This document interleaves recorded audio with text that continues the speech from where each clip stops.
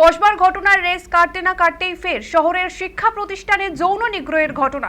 এবার কলকাতার Indian institute of management Joka ক্যাম্পাসে যৌন নিগ্রহের অভিযোগ। কেন্দ্রীয় সরকার পরিচালিত ওই ম্যানেজমেন্ট শিক্ষা কেন্দ্রের হোস্টেলে তরুণীকে ধর্ষণের অভিযোগ উঠল। গ্রেপ্তার কলেজের ম্যানেজমেন্ট পড়ুয়া।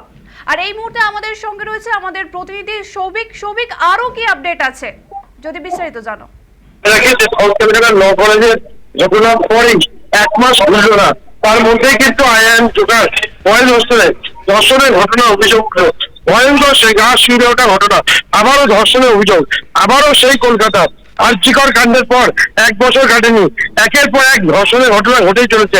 সাউথ ক্যালকাটার ধর্ষণের ঘটনার পর 1 মাস ঘুরল না, এবার আইএম জোকার বয়েজ হোস্টেলে ধর্ষণের ভয়ানক অভিযোগ। ইনস্টিটিউটের 2য় বর্ষের ম্যানেজমেন্টের পড়ুয়ার বিরুদ্ধে ধর্ষণের অভিযোগ উঠেছে। ওই পড়ুয়াকে গ্রেফতার করেছে হরিদেবপুর থানা পুলিশ। নির্যাতিতার অভিযোগ, কাউন্সিলিং এর নাম করে তাকে ডাকা হয়, অন্য কাজের দরকার আছে বলে তাকে বয়েজ হোস্টেলে নিয়ে যাওয়া হয় বলে অভিযোগ।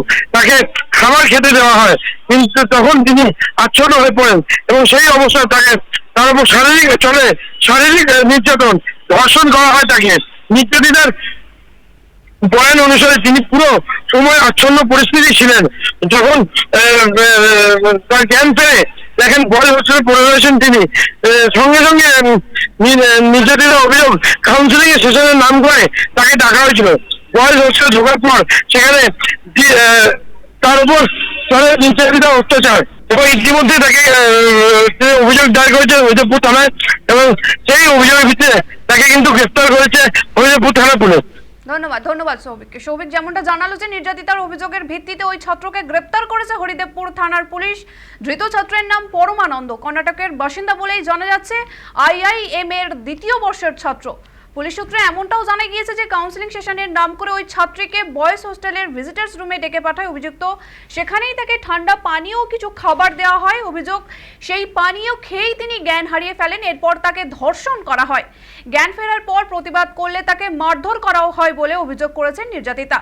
পুলিশ ইতিমধ্যে ভারতীয় দণ্ডবিধির 64 এবং 123 ধারায় মামলা রুজু করেছে। নির্যাতিতার বয়ান ও মেডিকেল রিপোর্টের ভিত্তিতে তদন্ত এগোচ্ছে বলেই জানিয়েছে পুলিশ।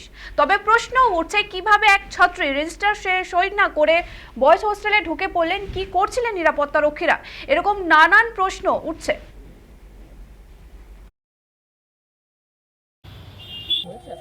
না